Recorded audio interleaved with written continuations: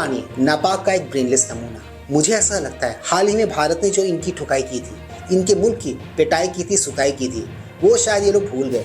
देखो ना इनकी याददाश्त कितनी कमजोर है। ये मोटी चमड़ी का गैंडा सब भूल गया, जो इनकी सुताई हुई थी सब भूल गया।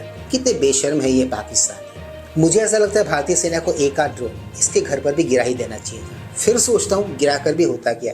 ये भाई साहब तो पाकिस्तान में थे ही नहीं। इन्होंने एकदम वही सब कुछ किया जो एक अमीर पाकिस्तानी करता है पाकिस्तान में जंग के हालात में।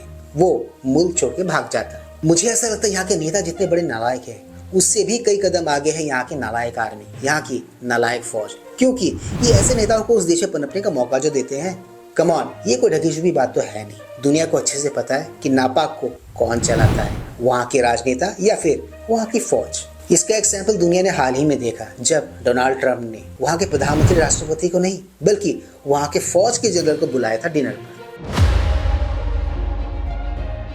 Please like, share, subscribe YouTube channel ताकि हम ऐसे कंटेंट्स बनाते रहें। ऑलराइट दोस्तों, let's go back to the topic पे। देखो नापाक एक ऐसा वाहिद मुल्क है जो अपनी हार पर भी विक्ट्री परेड निकालता है अपने देश में। फिर मुझे ऐसा लगा कि क्या सिर्फ यही लोग ये काम करते हैं? फिर मैंने पाया नहीं, यही सब कुछ तो हाल ही में मैंने ईरान में भी होते हुए देखा। खैर, फारस पर फिर कभी किसी और वीडियो में बात कर लेंगे। आज फोकस करते हैं जिन्ना लैंड पर और वहाँ के पॉलिटिक्स पर, वहाँ की फौज पर। जिन्ना लैंड अपने आप में ही इतना बड़ा कार्टून मुल्क है। उस मुल्क के जो फौज का जो चीफ है वो भी अपने आप एक जबरदस्त कार्टून है, एक बहुत बड़ा कार्टून है। वो ऐसा कार्टून है जो अपने आप को ही फील्ड मार्शल का तमगा दे देता है। वो अलग बात है, इसी के चलते उनके देश में उनकी सेनाओं के बीच इन दिनों मनमुटाव चल रहा है। भारत पाक जंग में उनकी एयरफोर्स ने ही सब कुछ किया था, तो फिर फील्ड मार्शल का तमगा इस भाई साहब को क्यों मिला, किसी एयर चीफ को क्यों नहीं मिला? एनीवेज, नापाक के कॉमेडी सर्कस यानी कि इनके पॉलिटिक्स पे वापस लौटते हैं। बिल्लो रानी ने हाल ही में भारत को धमकी दी है कि वो भारत को हराकर 6 की 6 वो नदियां जो भारत पाकिस्तान में बहती है उस पर कब्जा कर लेंगे और भारत को एक बूंद भी इन 6 नदियों का पानी नहीं देंगे। ये है उसकी धमकी, ताज़ा धमकी। मुझे ऐसा लगता है इस भाई साहब का जो ब्रेन है, जो मगज है ना, वो जरा हिला हुआ है। कभी कभी सोचता हूँ ये खुद ज्यादा हिला हुआ है या इसका दिमाग। एनीवेज, दिमाग का ज्यादा हिला हुआ होने के लिए दिमाग होने की भी जरूरत है ना। क्या इसके पास दिमाग है? मुझे तो ऐसा नहीं लगता है। वो लोग क्या बकवास कर रहा है। अब भारत के लिए दो ही ऑप्शंस हैं, दो ही ऑप्शंस। या वो सिंतास माहिदा मान ले, इंटरनेशनल कानून के मुताबिक अमल दरामद करे, उनका अवाम को अपना हिस्सा का पानी, हमारा अवाम अपना हिस्सा का पानी। अगर वो नहीं मानते सिंतास माहिदा को, डैम और कनाल्स निकालने की कोशिश करेंगे, तो फिर पाकिस्तान जंग करेगी और हम 6 के 6 दरिया के पानी अपने अवाम को दिलवाएंगे। इसको कहते हैं सस्ता नशा। जब कोई प्राणी सस्ता और टिकाऊ नशा करके बातें करता है तो कुछ ऐसा ही साउंड करता है, सिमिलर से ही साउंड करता है। आपने एक बात ऑब्जर्व की, शेख राशिद के दिल की धड़कन यानी कि बिल्लो रानी, इन्होंने धमकी भी बहुत ही हिलते डुलते हुए दी।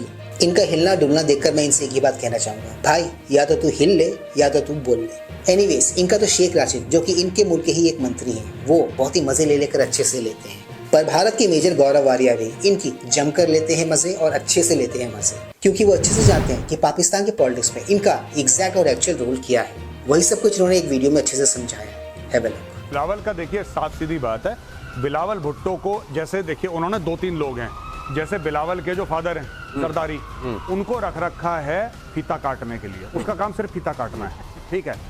शहबाज शरीफ को माफी मांगने के लिए उसका अलग काम है। कह रहा तू माफी मांगेगा बस, और कुछ क्या। वो सबसे ऐसे ही रहता है, वो सबके सामने ऐसे हाथ जोड़ के गलती हो गई, मेरा नाम शहबाज शरीफ है, मुझे माफ कर दो, मेरा नाम प्रधानमंत्री हूँ, मैं प्रधानमंत्री हूँ, बहुत बड़ी गलती हो गई। बिलावल को रखा है कि भाई ऐसा है कि काटने के दांत और भौंकने का मामला अलग, तू बोलता रहे भाई, तू बोलता रहे बीच में। तो देखिए माहौल बनता है 2-4 लोगों से। इसको कहते हैं कह के रहना। अब भारत सरकार और भारतीय सेना को ये अच्छे से पता है कि अगर फिर से भारत पाकिस्तान कॉन्फ्लिक्ट होता है तो भारत को अब किस किस जगह और किस किस के घर पे गोला दागना है और ड्रोन चलाना है। एनीवेज, नालायक मुल्क के नालायक मंत्रियों से क्या ही उम्मीद करना, क्या ही उपेक्षा करना। सोचो ये जनता कैसी जनता होगी जो इस किस्म के लोगों को चुनकर सत्ता में बिठाती है। फिर सोचता हूँ जैसी वहाँ की आवाम है, जैसी वहाँ की जनता है, वैसे ही वहाँ की फौज भी तो है, वहाँ के राजनेता भी तो है। ये सब के सब एक ही थाली के बैंगन है, एक ही थाली के चट्टे बट्टे, एक ही जैसे। इन शॉर्ट मेरा ऐसा मानना है ये मुल्क वो मुल्क है जहाँ पर नालायक होना लायक होने का ही सर्टिफिकेट है। तो दोस्तों, आज के इस ब्लॉग में सिर्फ इतना ही। मैं मिलूंगा आप सबके साथ अपने अगले ब्लॉग में। Anyways, do not forget to like, share, subscribe YouTube channel. इससे हमें शक्ति मिलती है, इससे हमें ताकत मिलती है और इससे हमें मोटिवेशन मिलती है। कीप स्माइलिंग दोस्तों।